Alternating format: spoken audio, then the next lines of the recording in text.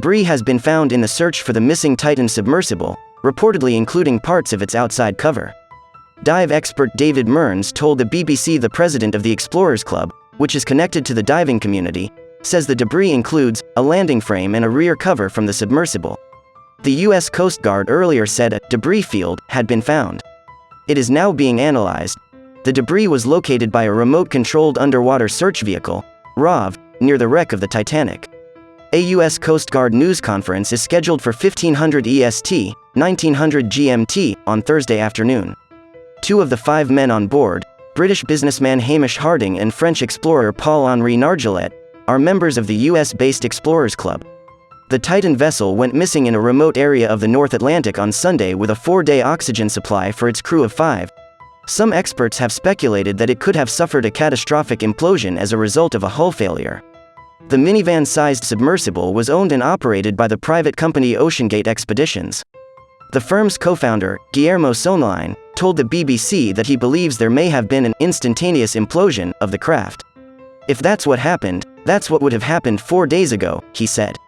Mr. Sonline added that his biggest fear during the search was that the Titan had surfaced after communications had been lost, which he said would have been standard protocol. From the beginning I always thought that's probably what Stockton, Rush, the sub's pilot, would have done, he added. In which case it becomes very difficult to find the sub, because the surface ship wouldn't have known it was coming up and wouldn't have known where to look. If the sub is found under the sea surface, it will need to be reached by complex rescue equipment and then brought to the surface in an operation that would likely take hours. Earlier in the week, Canadian search planes reported hearing undersea noises. It remains unclear what these noises were, and authorities have cautioned they may not have been related to the Titan. Thursday's announcement that a debris field was found is so far the only potential clue discovered by ROVs that have been deployed to the area. One of the ROVs, deployed from the Canadian vessel Horizon Arctic, reached the ocean floor early Thursday morning. Several more were expected to arrive later in the day. A French research ship, the Atalante, also arrived in the area on Thursday morning and deployed its own ROV, the U.S. Coast Guard said.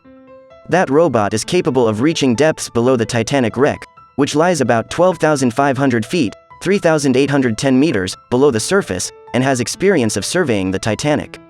The overall area of sea being scoured is about 26,000 square kilometers, 10,000 square miles, twice the size of the U.S. state of Connecticut. The area is prone to stormy conditions and poor visibility, which makes search operations more challenging, experts say.